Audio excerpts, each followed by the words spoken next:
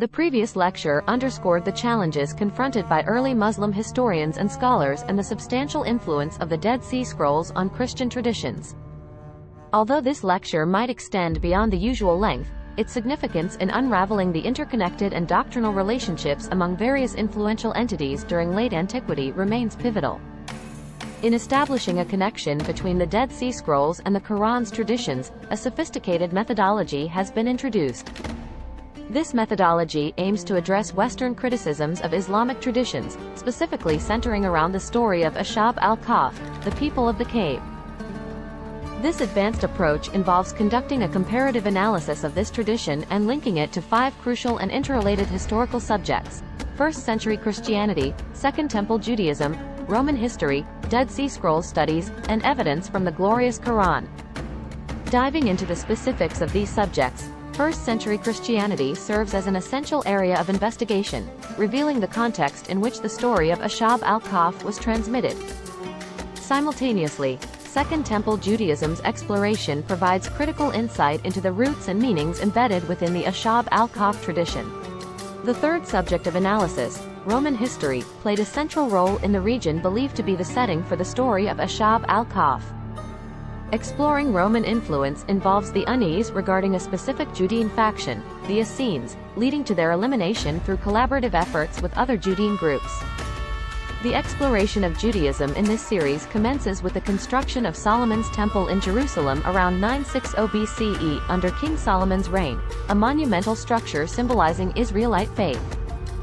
This period is marked by the division of the Israelite kingdom and the subsequent Assyrian and Babylonian conquests, resulting in the scattering and exile of the Israelites. After King Solomon's reign, the kingdom bifurcated into the Kingdom of Israel in the north and the Kingdom of Judah in the south. This division weakened the overall strength of the Israelites.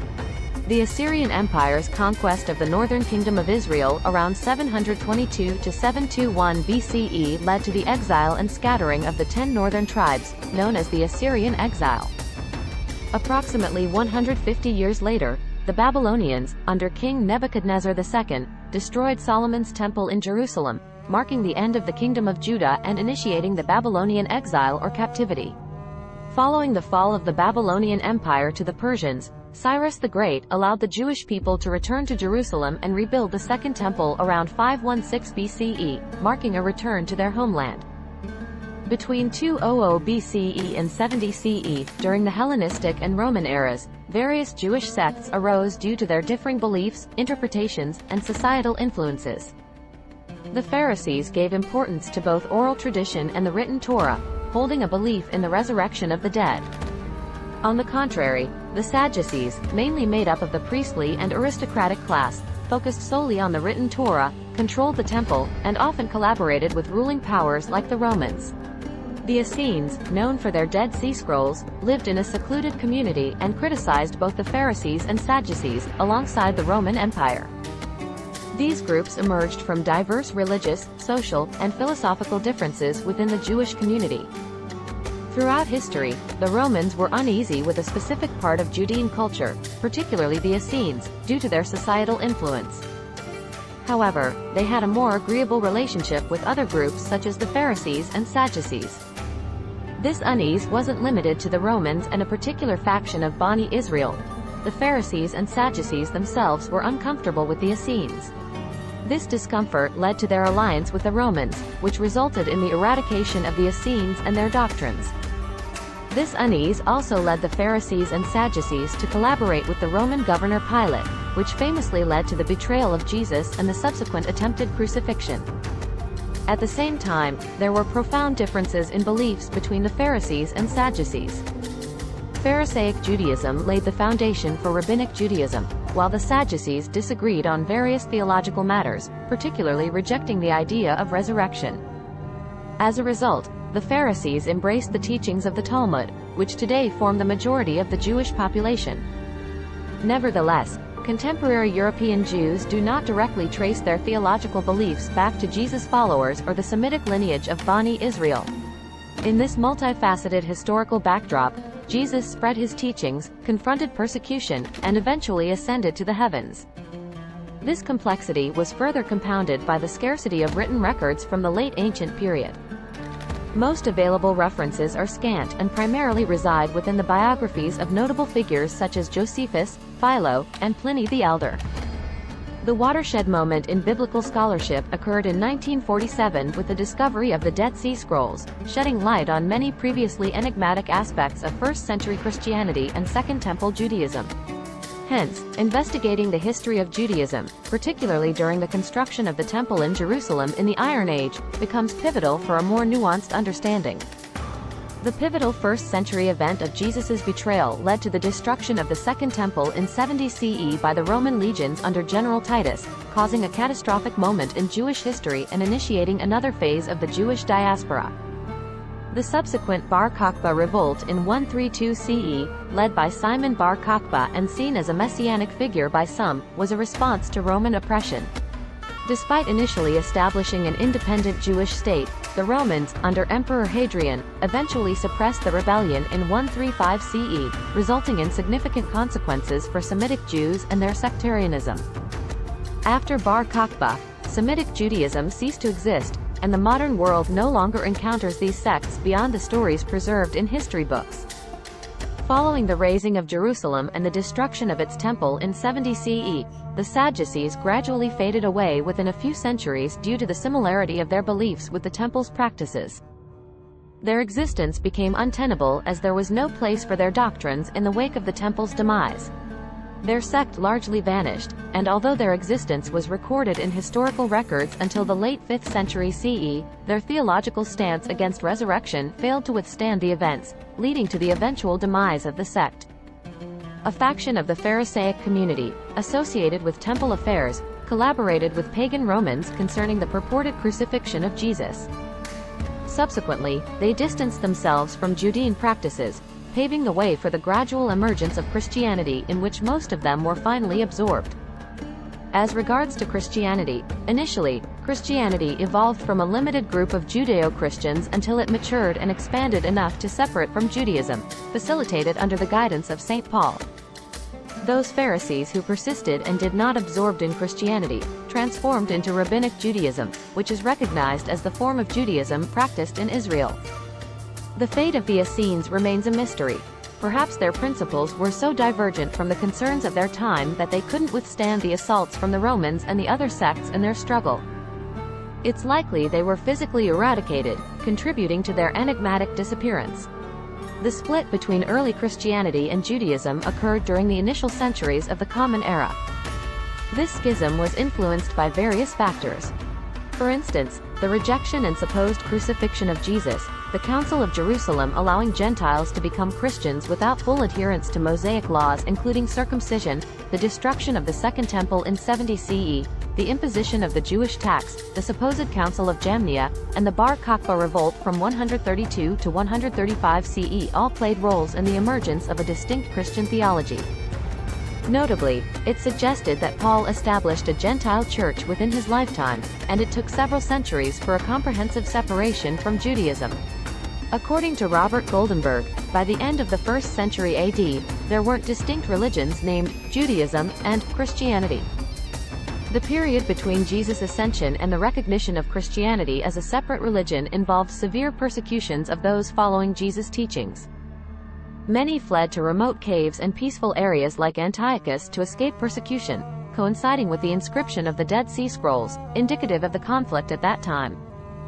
The persecution persisted until 313 CE when the Roman emperor showed favor towards Christianity, passing a decree for religious tolerance, ending the lengthy ordeal for Christians. Early inscriptions exist but are often considered apocryphal, like the Shepherd of Hermes, penned around the last decade of the 1st century, initially authentic but later deemed apocryphal.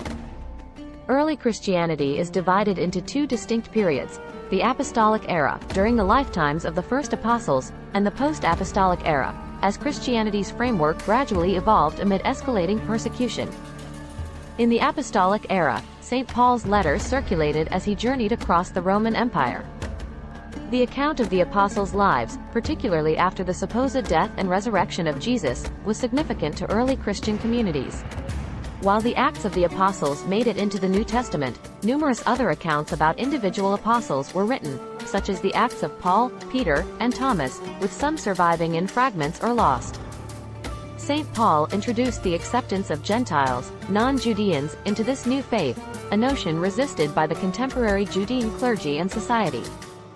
The early days of Christianity saw few Judeans embracing this new faith, with most of its growth occurring among Gentiles. It's believed that the number of Judeans converted to Christianity never exceeded 1,000 at any given time during the first century.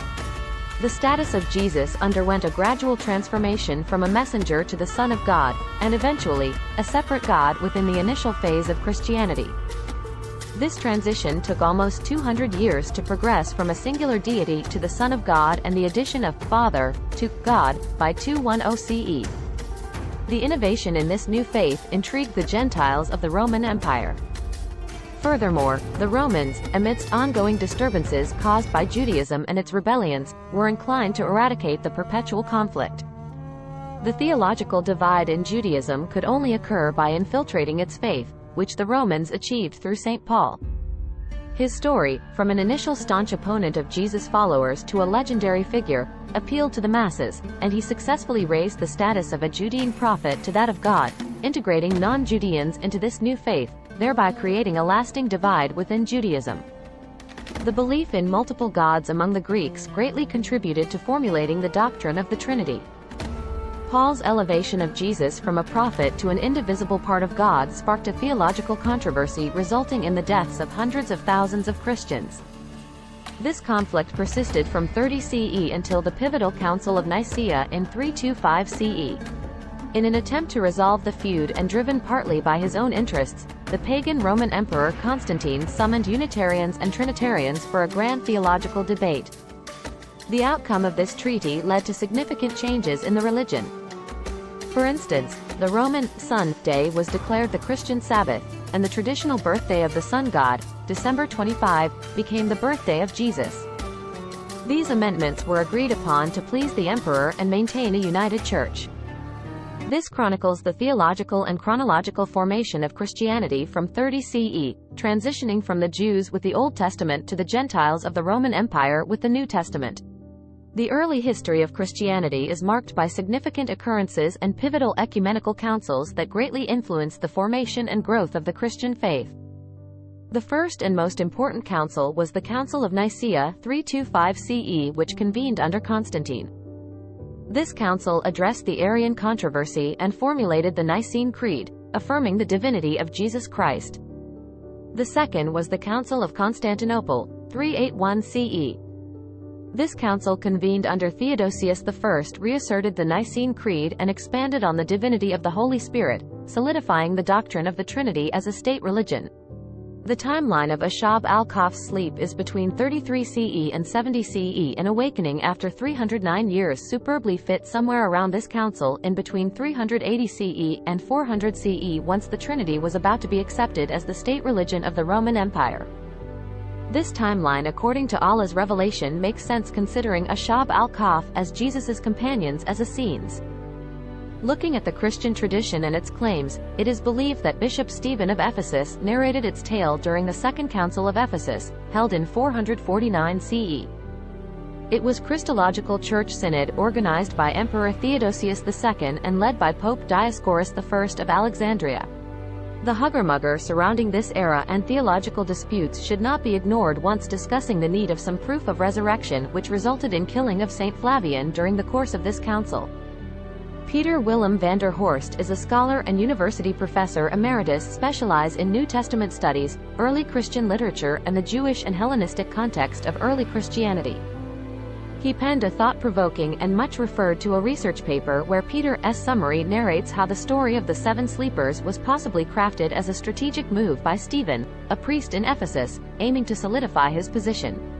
This invention aligned with a period of controversy over unorthodox beliefs about bodily resurrection. It appears that Stephen constructed this narrative to refute the unorthodox views and assert his spiritual leadership, especially amidst challenges to his legitimacy in the bishopric. The council was explicitly denounced by the subsequent Council of Chalcedon in 451. Pope Leo denounced the council as a robber synod and invalidated its decisions. In the spring of 450, as Dioscorus journeyed to the court in Nicaea, he compelled 10 bishops he brought from Egypt to sign a document that excommunicated Pope Leo. Theodosius II supported the council's resolutions until his passing on July 28, 450. His sister Pulcheria resumed power and made Marcian, an officer, her partner and co-emperor. She collaborated with Pope Leo to arrange a new council, gathering endorsements for his tome to serve as the primary document for the new council. However, despite Leo's preference, she insisted that the council take place in the East, not in Italy. Meanwhile, the new imperial couple brought Flavian's remains back to Constantinople and exiled Eutyches to Syria. And soon after this council, once theological dispute are settled, that was the time when Pauline Christian Roman Empire direly required any evidence of resurrection that could give them theological ascendancy over Sadducee heresy, and convince pagan masses who must have been perplexed in choosing new faith. According to Gwendolyn Colaco, the creators of the Legend of the Seven Sleepers set the tale within 2 periods representing the most intense doubts Christians might face. The first scenario involves being a minority facing external pressure from a dominant non-believing authority, while the second involves a majority dealing with internal conflict due to theological disputes. Between 380 to 400 CE, a perceived youth miracle occurred, offering a prime opportunity for Christian clergy to validate their beliefs. The Essenes' supposed resurrection was linked to the persecution of Christians by Decius in 250 CE, strengthening the association with a vital event in Christian history. Jacob of Saarg, born around the time of the Second Council of Ephesus in 449 CE, later presented Christian versions of the Seven Sleepers of the Cave, linking it to Decius' persecution. This story's origin and its timeline expansion prompt a need for scientific analysis, which will be discussed in an upcoming lecture. This confluence of Christian and Quranic traditions requires a devout exploration of the message transmitted by Gregory of Tours and its relevance to these youths.